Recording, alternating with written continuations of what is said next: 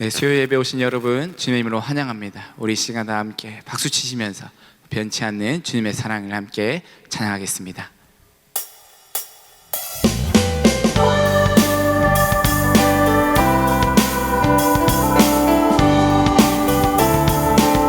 변치 않는 주님의 사랑과 거룩한 보혈의 공로를 우리가 찬양을 합시다.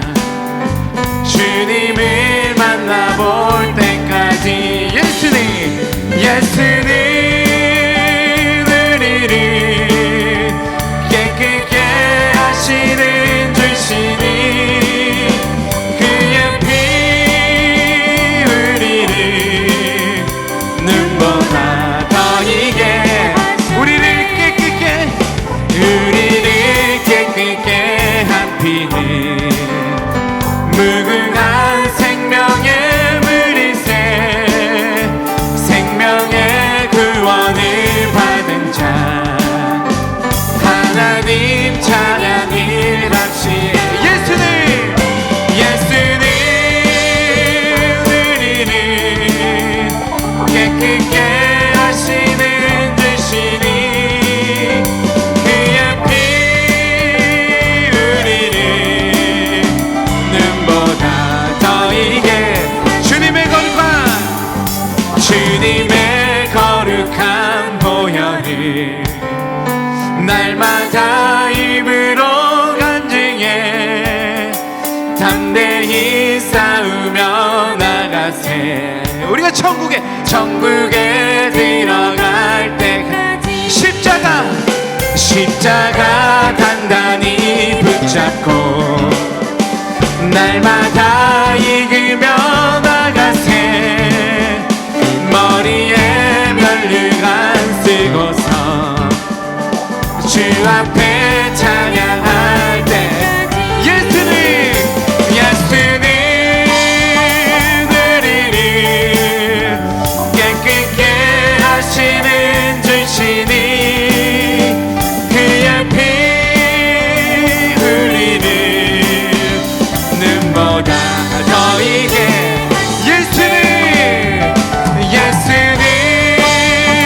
우리를 깨끗게 하시는 주시니 그의 피 우리를 눈보다 더 이게 하셨네. 할렐루야. 우리 깨끗게 하신 주님께 영광의 박수를 드립니다. 할렐루야 할렐루야 아멘.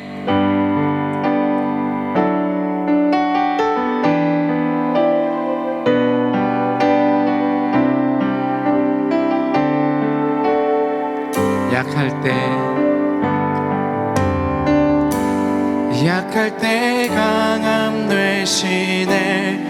나의 보배가 되신 주 나의 모든 것.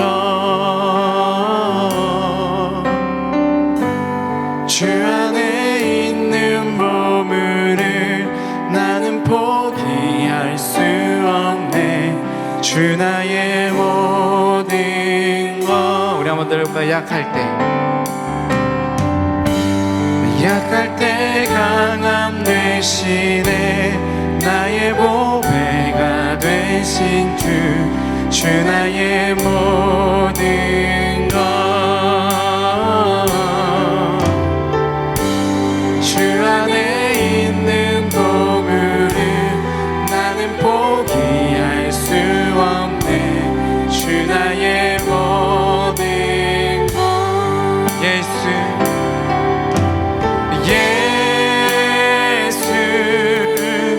어린 양 존귀한 이름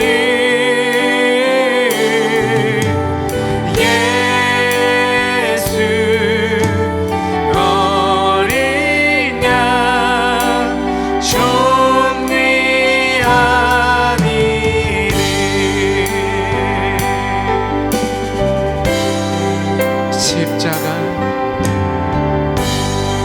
십자가 죄사하셨네. 주님의 이름 찬양해. 주 나의 모든 것. 쓰러진 나를 세우고 나의 빈잔을 채우네. 주 나의 모든 것.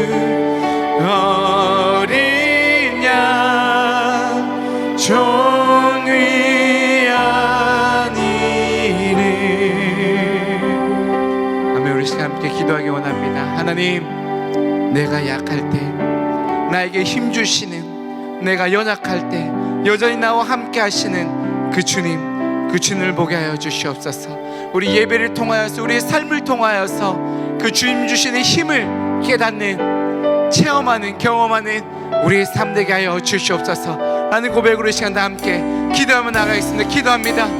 하나님 감사함을 드립니다. 아버지 하나님, 주님께서 함께 하여 주시고 아버지 예수 그리스도의 그 피로 우리를 구원하여 주시고 그 힘으로 우리에게 힘 주심에 감사함을 드립니다. 내가 약할 때, 내가 연약할 때 여전히 우리와 함께 하시며 힘 주시는 그 주님을 바라고 나아가오니 아버지, 오늘 예배를 통하여서 우리 모든 삶을 통하여서 그 주님 주신 힘을 깨닫고 체며 나가는, 경험 나가는 우리 모든 삶이 될 수 있도록 아버지 주께서 인도해 주시고 함께하여 주시옵소서. 이 모든 말씀 우리 주 예수 그리스도의 이름으로 간절히 기도드립니다. 아멘.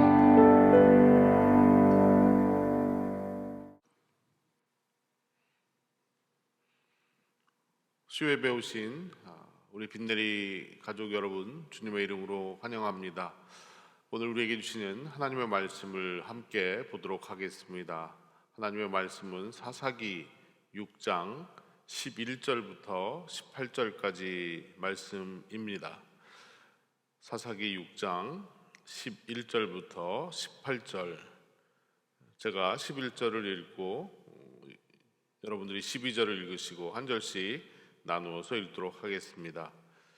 여호와의 사자가 아비에셀 사람 요아스에게 속한 오브라에 이르러 상수리 나무 아래 앉으니라.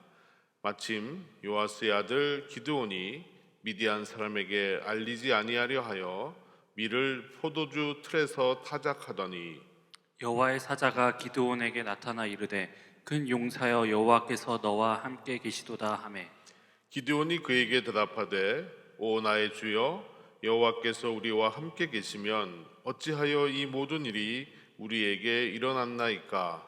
또 우리 조상들이 일찍이 우리에게 이르기를 여호와께서 우리를 애굽에서 올라오게 하신 것이 아니냐 한 그 모든 이적이 어디 있나이까? 이제 여호와께서 우리를 버리사 미디안의 손에 우리를 넘겨주셨나이다 하니 여호와께서 그를 행하여 이르시되 너는 가서 이 너의 힘으로 이스라엘을 미디안 손에서 구원하라. 내가 너를 보낸 것이 아니냐 하시니라. 그러나 기드온이 그에게 대답하되 오 주여, 내가 무엇으로 이스라엘을 구원하리이까? 보소서 나의 집은 므낫세 중에 극히 약하고 나는 내 아버지 집에서 가장 작은 자니이다 하니 여호와께서 그에게 이르시되 내가 반드시 너와 함께 하리니 내가 미디안 사람 치기를 한 사람 치듯 하리라 하시니라. 기드온이 그에게 대답하되 만일 내가 주께 은혜를 얻었사오면 나와 말씀하신 이가 주 되시는 표징을 내게 보이소서. 내가 예물을 가지고 다시 주께로 와서 그것을 주 앞에 드리기까지 이곳을 떠나지 마시기를 원하나이다 하니 그가 이르되 내가 너 돌아올 때까지 머무르리라 하니라. 아멘. 어떤 사람이 여행을 하다가 한 동네를 지나가게 되었습니다.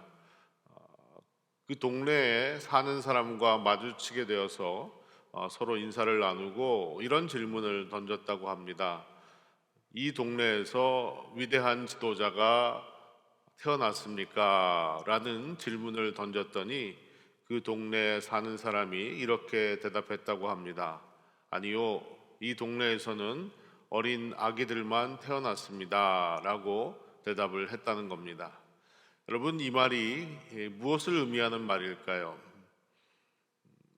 위대한 지도자는 태어나는 것이 아니라 만들어지는 것이다 라는 의미입니다. 태어날 때부터 모든 것을 다 갖추고 위대한 지도자의 모습을 하고 태어나는 사람은 이 땅에 아무도 없을 것입니다. 오늘 우리가 읽은 이 말씀 가운데 하나님께서 한 사람을 사사로 세우시는 장면을 봅니다. 그 역시 특별할 것이 없는 보통 사람이었습니다. 하나님은 그 사람을 사사로 부르시고 이스라엘 백성들을 구원할 막중한 임무를 맡기시게 됩니다. 그러면 먼저 지난 시간 어떤 일이 있었는지 우리의 기억을 한번 가다듬어서 되새겨 보겠습니다. 드보라 이후에 40년 동안 태평 세월을 누렸던 이스라엘은 이제 또다시 하나님 앞에 범죄하기 시작했습니다. 하나님께서 늘 이스라엘 백성들에게 그랬던 것처럼 이번에는 미디안이라는 백성들을 일으켜서 이스라엘 백성을 그들의 손에 넘기셨습니다. 이스라엘 백성들은 7년 동안 이 미디안으로부터 많은 고통과 아픔을 당하게 됩니다. 시도 때도 없이 쳐들어와서 이스라엘 백성들이 다 지어놓은 농사를 다 빼앗아갑니다. 그리고 그들의 가축들마저도 다 빼앗아가고 때로는 사람들도 인질로 붙잡아가는 일들이 벌어졌습니다. 이렇듯 수시로 고통을 당했던 이스라엘 백성들은 산속으로 도망을 하게 됐고 산속에다 동굴을 파고 그곳에서 생활을 하는 매우 어려운 상황 가운데 빠지게 되었습니다. 이 상황에서 이스라엘 백성들은 하나님 앞에 부르짖었다라고 성경은 이야기합니다. 이 순간 하나님께서는 이스라엘 백성들을 위한 일을 시작하셨습니다. 이스라엘 백성들의 울부짖는 소리를 들으신 것입니다. 안 그러겠다라고 말하고도 끊임없이 우상에 빠져서 우상 숭배를 일삼았던 이스라엘 백성들에게 계속해서 속으셨지만 이번에도 또다시 하나님은 이스라엘 백성들을 향해서 구원의 손길을 베풀어 주십니다. 그리고 여호와의 사자를 보내시게 되는데 오늘 본문 11절에 보니까 이런 말씀이 나옵니다. 여호와의 사자가 아비에셀 사람 요아스에게 속한 오브라에 이르러 상수리 나무 아래에 앉으니라. 마침 요아스의 아들 기드온이 미디안 사람에게 알리지 아니하려 하여 밀을 포도주 틀에서 타작하더니. 여기 나오는 아비에셀은요 이스라엘의 12지파 중에 므낫세 지파에 속한 가문이었습니다. 그리고 이 요아스라는 사람은 기드온의 아버지였습니다. 오브라는 그들의 거주하던 거주 지역을 의미합니다. 그곳 상수리 나무 아래 앉았다라는 이 말은요, 하나님께서 직접 그에게 찾아가셨다라는 말입니다. 하나님은 사사를 세우시기 위해서 직접 찾아가셨습니다. 마치 예수 그리스도께서 인류를 구원하시기 위해 인간의 땅에 직접 찾아오신 것처럼 하나님께서는 이스라엘 백성들을 구원하시기 위해서 또 사사를 세우시기 위해서 그에게 직접 찾아가셨다는 것입니다. 이때 기드온은 아무것도 준비가 되어 있지 않은 사람이었습니다. 우리는 기드온 하면요, 굉장한 용사라고 생각을 하고 또 이미 모든 것이 다 준비가 되어진 훌륭한 장군이었다라고 생각할 수 있습니다. 하지만 그는 그저 평범한 한 사람에 불과했었습니다. 우리는 여기서 하나님이 사람을 세우시고 지도자를 세우시는 과정을 하나하나 보게 됩니다. 조금 더 오늘 말씀을 자세히 들여다보면 하나님께서 사사로 세우시려고 했던 기드온은 과연 어떤 사람이었고 하나님은 어떻게 그를 세워가시는지 두 가지로 나누어서 한번 생각을 해보도록 하겠습니다. 하나님이 사사로 세우려 했던 기드온은 과연 어떤 사람이었겠습니까? 오늘 본문 말씀을 통해서 우리가 알 수 있는 사실은 먼저 그는 겁이 많고 소심한 사람이었다라는 것입니다. 그 이유는 11절 후반부 말씀에 이렇게 기록되어 있기 때문입니다. 다시 한번 보시면 기드온이 미디안 사람에게 알리지 아니하려 하여 밀을 포도주 틀에서 타작하더니, 여기서 미디안 사람에게 알리지 아니하려 하여 라는 말이 나오는데 이 말은 그냥 쉽게 말하면 들키지 않으려고 라는 그런 말입니다. 들키지 않으려고 기드온이 어떻게 했습니까? 밀을 포도주 틀에서 타작을 했다라고 말씀하고 있습니다. 보통의 경우 이 밀은 타작마당에서, 아주 넓은 지역의 타작마당에서 도리깨질을 하면서 밀을 타작을 했습니다. 하지만 그렇게 넓은 지역에서 밀을 타작하게 되면 미디안 사람들의 눈에 쉽게 띄게 될 수밖에 없었고 이 기드온은 위험에 노출될 수밖에 없었기 때문에 부득불 은밀한 장소에 숨어서 밀타작을 했다는 말입니다. 포도주 틀이 어떻게 생겼는지 정확하게 알 수는 없지만 굉장히 좁고 협소한 공간에서 그가 밀타작을 했다는 것을 우리에게 알려주고 있습니다. 당시 상황이 매우 어려운 상황이었기 때문에 그럴 수 있었을 것이다 라고 생각해 볼 수 있습니다. 하지만 이스라엘을 구원할 영웅의 모습이라고는 상상이 되지 않을 정도로 매우 생소한 모습을 우리에게 보여주는 장면입니다. 두 번째로 이 기드온은요, 원망과 의심이 많았던 사람이었다고 보여집니다. 13절 말씀을 보시면 기드온이 그에게 대답하되 오 나의 주여 여호와께서 우리와 함께 계시면 어찌하여 이 모든 일이 우리에게 일어났나이까? 또 우리 조상들이 일찍이 우리에게 이르기를 여호와께서 우리를 애굽에서 올라오게 하신 것이 아니냐 한 이 모든 이적이 어디 있나이까? 이제 여호와께서 우리를 버리사 미디안의 손에 우리를 넘겨주셨나이다 하니, 과연 하나님이 계시다면, 하나님이 우리와 함께 하신다면 왜 이런 일이 우리에게 일어났냐는 겁니다. 애굽에서 우리 조상들에게 기적을 베푸셨다면 왜 지금은 그런 기적이 일어나지 않느냐는 겁니다. 우리를 버리신 것이 아니라면 어떻게 이런 일이 계속 되느냐는 겁니다. 지금 기드온은 여호와의 사자를 향해서, 아니 하나님을 향해서 이런 질문을 던지고 또 의심을 하고 또 원망을 쏟아내고 있습니다. 기드온이 왜 이런 말을 했을까요? 그에게는 하나님에 대한 체험이 없었습니다. 그는 하나님을 알지 못하는 다른 세대였습니다. 조상들로부터 하나님에 대한 이야기를 듣기는 들었는데 정작 자신은 살아계신 하나님을 직접 체험했던 경험이 없었다는 것입니다. 이런 상황에서 자신의 눈앞에서 펼쳐지고 있는 이 현실을 도무지 이해할 수가 없는 것이었고 하나님의 존재에 대해서도 의심할 수밖에 없었습니다. 땀 흘려 농사 지은 것들을 하루아침에 다 빼앗기고 죽지 않으려고 도망 다니고 숨어 지내야 하는 이 현실, 그것도 하루 이틀이 아니라 7년 동안이나 그렇게 살다 보니 마음속에 불만과 원망이 가득 찼을 수 있습니다.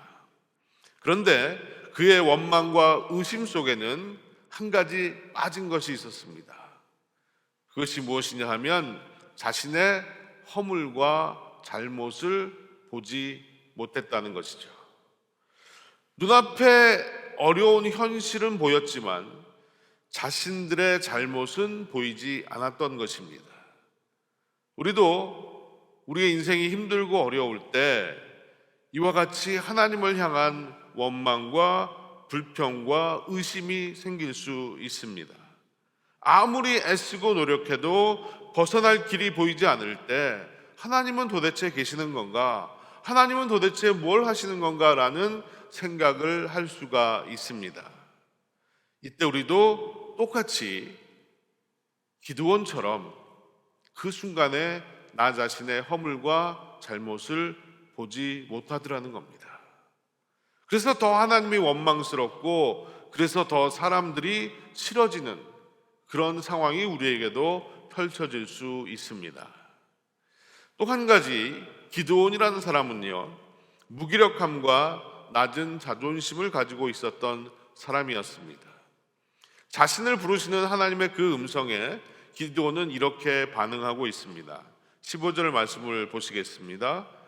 그러나 기드온이 그에게 대답하되 오 주여, 내가 무엇으로 이스라엘을 구원하리이까? 보소서, 나의 집은 므낫세 중에 극히 약하고 나는 내 아버지 집에서 가장 작은 자니이다 하니. 여러분, 혹시라도 기드온의 이 말을 겸손이라고 오해하시면 안 됩니다. 오히려 하나님의 일을 자신의 힘과 능력으로 해야 하는 것으로 착각하고 있는 그런 사람의 모습이라는 겁니다. 자신에게는 힘과 능력이 없기 때문에, 그럴 만한 능력이 없기 때문에 나는 할 수 없다라고 변명하는 모습인 것입니다. 우리도 비슷한 생각을 할 때가 있습니다. 내 주제에, 내 나이에, 내 형편에 이런 꼬리표를 붙여가면서 소극적이고 회의적인 태도를 일관할 때가 있습니다. 때로는 이런 것들이 내 주제에, 내 나이에 하는 이런 것들이 내가 무엇을 할 수 없는 이유와 핑계거리가 되기도 합니다.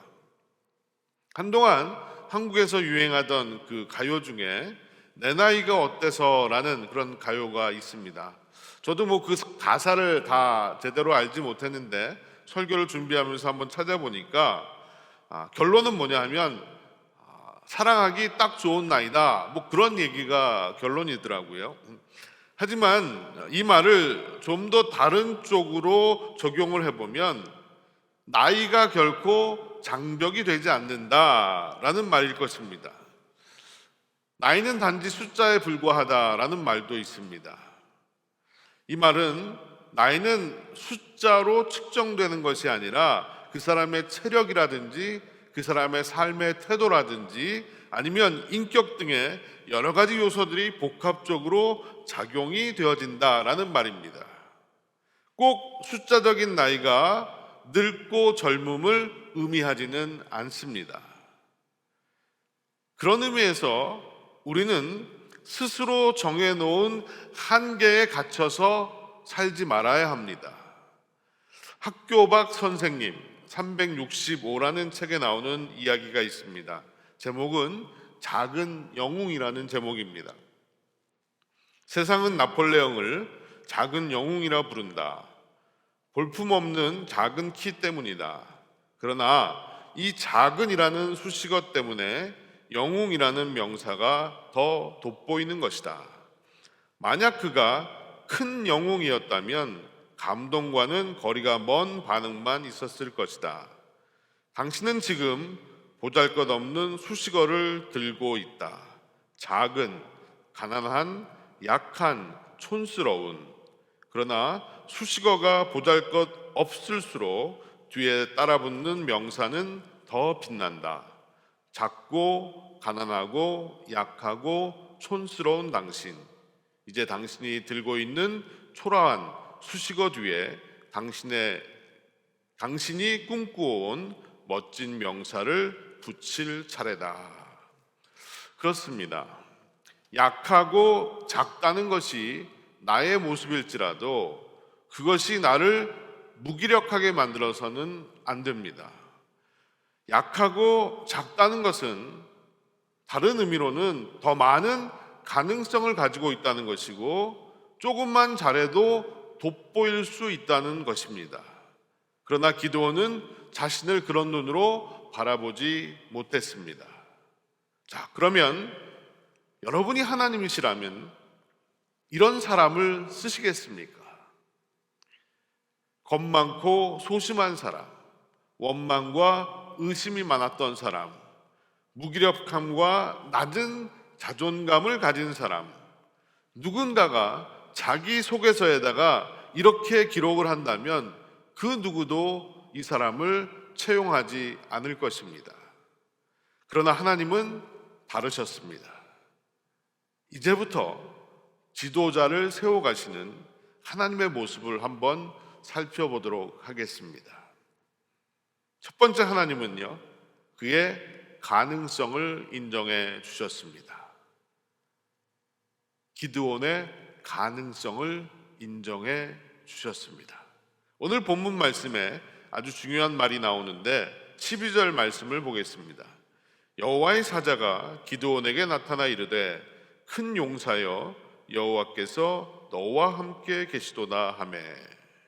여기서 중요한 것은 하나님이 기드온을 큰 용사라고 부르셨다는 겁니다. 객관적으로 우리의 눈으로 봤을 때 우리가 앞에서도 살펴보았지만 기드온은 용사는커녕 그냥 평범 이하의 인물이었습니다. 그러나 하나님은 그를 큰 용사로 부르십니다. 왜 그가 큰 용사일 수 있었을까요? 저는 두 가지 이유에서 그가 큰 용사로 불렸다라고 생각을 합니다. 하나는 하나님이 부르셨기 때문입니다. 하나님이 부르셨기 때문에 그는 큰 용사일 수 있습니다. 하나님은 그의 가능성과 그의 미래를 보시고 그를 부르신 것입니다. 지금의 모습이 아닙니다.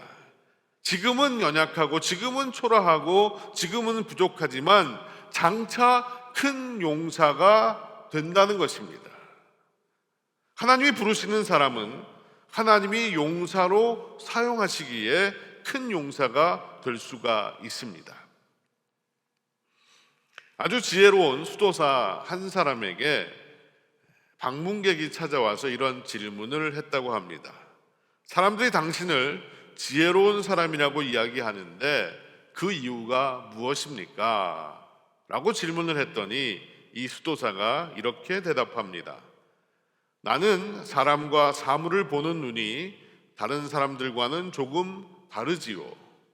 보통 사람들은 눈에 보이는 것만 보고 자기 현실만 보는 반면에 나는 그 속에 숨겨진 것을 볼 수 있는 눈을 가졌습니다. 나는 누에고치 안에 나비를 볼 수 있습니다. 알 안에 있는 독수리도 보게 됩니다. 이기적인 인간 속에 있는 성자의 모습도 볼 수가 있습니다.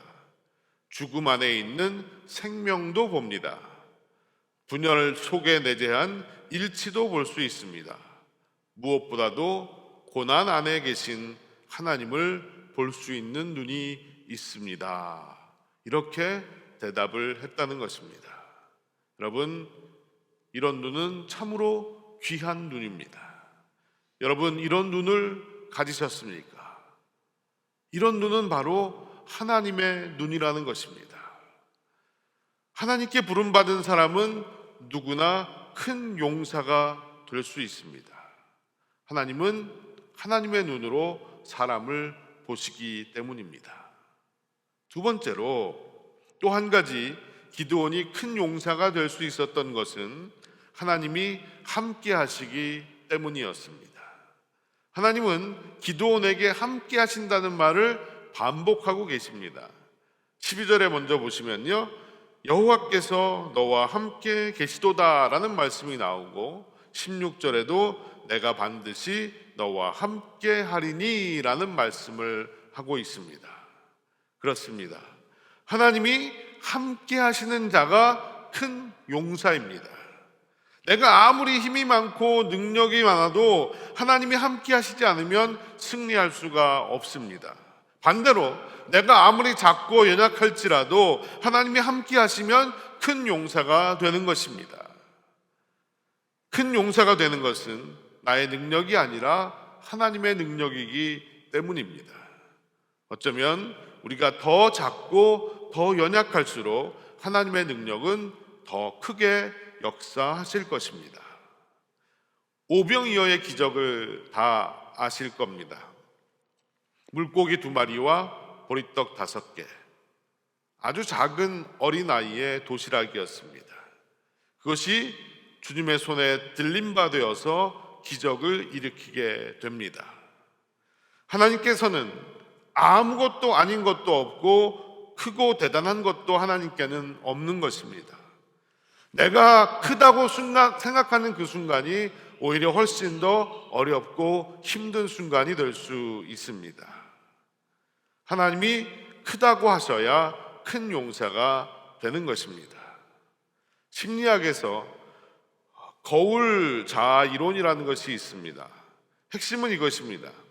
내 인생에서 가장 중요한 사람이 나를 어떻게 바라봐 주느냐에 따라서 내가 그대로 살게 된다는 겁니다.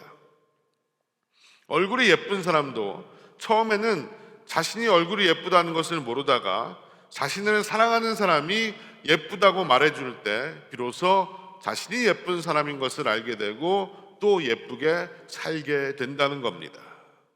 하나님은 우리에게 너는 보배롭고 존귀한 자라고 말씀하셨습니다. 여러분, 이 말씀을 잊지 말고 사시기 바랍니다.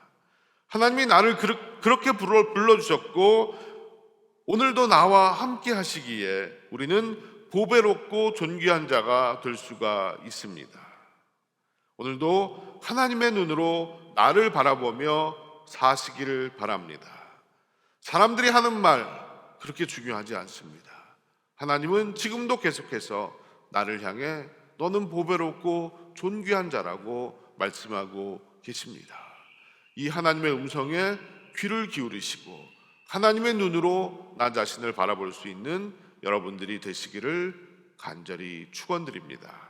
두 번째로, 하나님은 어떻게 이 기드온을, 평범했던 사람 기드온을 지도자로 세우셨을까요? 그것은 그를 있는 그대로 바라봐 주셨다는 겁니다. 하나님은 그의 불평도 그의 의심도 다 받아주셨습니다. 13절에 하나님께 불평하고 의심하고 있는 기드온의 모습이 나옵니다. 그런데요, 14절에서 그의 그런 말을 들으신 하나님께서 이렇게 대답하십니다. 14절을 보겠습니다. 여호와께서 그를 향하여 이르시되 너는 가서 이 너의 힘으로 이스라엘을 미디안의 손에서 구원하라. 내가 너를 보낸 것이 아니냐 하시니라. 하나님이 이렇게까지 말씀해 주셨는데 15절에서 또 기드온은 내가 할 수 없다라고 이야기합니다. 그러자 16절에서 하나님은 이렇게 말씀하십니다. 여호와께서 그에게 이르시되 내가 반드시 너와 함께 하리니 내가 미디안 사람을 치기를 한 사람을 치듯 하리라 하시니라. 참 하나님의 인내심은 끝이 없는 것 같습니다. 저 같으면 그럴 거면 당장 집어치우라고, 너 말고도 할 사람 많이 있다고, 지금 그만두고 집으로 돌아가라고 이야기했을 것 같습니다. 그러나 하나님은 그의 모습 그대로를 다 받아주십니다. 그의 눈높이와 그의 수준에 맞추어서 반응하고 계십니다. 그리고 그를 변화시키고 바꾸셔서 하나님의 도구로 사용하셨습니다. 그렇다면 여러분, 의심이 기드온처럼 하나님에 대해서 의심하는 것이 꼭 불신앙일까요?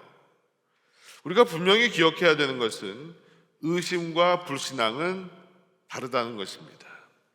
신앙의 반대는 의심이 아니라 불신앙입니다. 의심은 죄가 아닙니다. 그저 인간의 연약함을 드러내는 솔직한 모습일 뿐입니다. 우리는 의심을 통해서 믿음에 이를 수가 있습니다. 의심은 믿음으로 가는 과정이라는 것입니다. 하나님은 우리의 연약함을 아시기 때문에 의심하는 우리에게도 넓은 마음과 사랑으로 받아주시고 품어주신다는 것입니다. 또 하나님께 대한 원망은 어떨까요? 하나님은 우리의 원망과 불평마저도 받아주시는 분이십니다. 힘들고 어려우면 원망이 생길 수도 있고 불평이 생길 수도 있습니다. 광야 40년 동안의 이스라엘 백성들은 시도 때도 없이 하나님을 원망하고 불평했습니다. 그럼에도 하나님은 그들을 약속의 땅으로 인도해 가셨습니다. 하나님은 인간들의 원망과 불평을 감싸 안을 수 있는 풍성한 사랑의 하나님이십니다. 인간은 조금만 원망을 하고 불평을 해도 짜증을 내고 떠나가지만 하나님은 여전히 함께 하시고 품어주시는 하나님이시라는 사실입니다. 또 낮은 자존감은 어떨까요? 하나님은 이것도 다 받으시고 강하고 담대하게 하십니다. 세상은 늘 정답에 익숙해 있습니다. 모든 것을 규격화하고 획일화시켜서 모두 같은 사람을 만들어내려고 합니다. 특히 한국 사회가 그랬습니다. 성공한 사람의 기준을 만들어 놓고 그 기준에 들어가야 성공한 사람이고, 또 그렇지 않으면 실패한 사람이다, 혹은 나고자라는 낙인을 찍었습니다. 그러나 하나님은 우리에게 기준을 요구하시는 것이 아니라 우리의 있는 모습 그대로를 바라봐 주신다는 것입니다. 너무 터무니없이 모자라고 준비가 되지 않아 있고 아무것도 할 수 없는 사람일지라도 사람들의 기준은 하나님 앞에서 아무런 의미가 없는 것입니다. 남들처럼 나를 만들어 가시는 것이 아니라 나처럼 나를 만들어 가시기 때문입니다. 그래서 하나님은 나의 모습 그대로를 다 받아주시는 것입니다.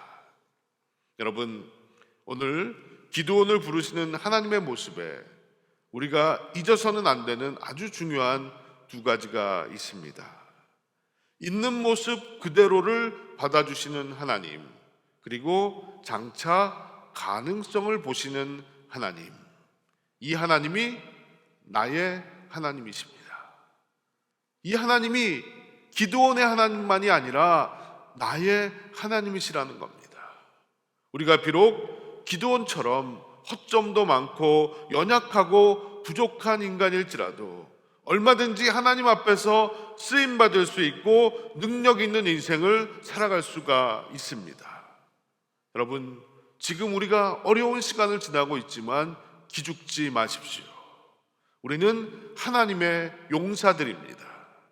큰 용사를 부르실 때 주님, 내가 여기 있나이다 라고 주님 앞에 나아가서 하나님의 뜻 안에서 하나님의 영광을 위해 쓰임받는 저와 여러분이 되었으면 좋겠습니다. 연약하고 평범한 인생일지라도 하나님이 큰 용사로 부르셔서 기드온을 사용한 것처럼 오늘 우리도 약점투성이고 연약하고 늘 죄 많은 인간일지라도 하나님이 부르실 때 담대하게 나갈 수 있다면 하나님이 저와 여러분을 통해서 큰 일을 이루어 가시고 우리의 인생을 빛나게 하실 줄로 믿습니다. 이러한 믿음으로 하루하루를 승리하시는 여러분들이 되시기를 주님의 이름으로 축복합니다. 기도하시겠습니다. 살아계신 아버지 하나님, 감사합니다. 하나님께서 기드온을 부르시는 장면을 보았습니다. 기드온은 연약했고 부족했습니다. 또 자기 자신에 대해서 낮은 자존감을 가지고 있었고, 하나님에 대해서 불신이 있었고 원망이 있었습니다. 그럼에도 불구하고 하나님은 그를 부르셨고 그를 사용하십니다. 그의 있는 모습 그대로를 받아주셨고, 하나님 그의 연약함마저도 강함이 되게 하셨고 하나님의 도구로 사용해 주셨습니다. 주님, 오늘도 우리가 이 땅을 살아가면서 우리의 모습을 바라볼 때 때로는 낙심되고 때로는 좌절될 때가 있습니다. 그럼에도 불구하고 하나님, 우리의 가능성을 바라봐 주시고 우리를 있는 모습 그대로 바라봐 주시는 것을 기억하며 하나님 앞에 담대히 나아가서 쓰임받는 인생이 되게 하여 주시옵소서. 우리를 가로막고 있는 많은 장애물들이 있습니다. 하지만 그 모든 것이 하나님 손에 붙들린 바 되면 우리가 큰 용사가 될 것이고, 하나님이 함께 하시면 모든 것을 능히 이길 수 있사오니 하나님, 우리에게 더욱더 큰 믿음을 주시고 하나님을 향한 아버지 하나님이여 간절한 마음을 허락해 주셔서 우리의 인생길 힘들고 어려운 순간을 만나도 하나님이 부르시는 그 순간에 하나님 앞에 나아가 쓰임받는 우리 모두가 되게 하여 주시옵소서. 오늘도 우리와 함께 하시는 하나님을 찬양합니다. 감사드리오며 이 모든 말씀을 예수님의 이름으로 기도드리옵나이다. 아멘. 축도하겠습니다. 지금은 우리 구주 예수 그리스도의 한량없는 은혜와 아버지 하나님의 놀라우신 사랑과 성령님의 감화감동 교통하심이, 주님, 나의 모습을 보는 것이 아니라 하나님의 부르심을 보게 하여 주시옵시고 하나님의 함께 하심을 보게 하셔서 기드온처럼 주 앞에서 쓰임받는 인생이 되게 하여 주시옵소서. 고백하며 하나님께 예배드린 사랑하는 빈들의 모든 성도들 위해 영원토록 함께 하시옵기만을 간절히 축원하옵나이다. 아멘.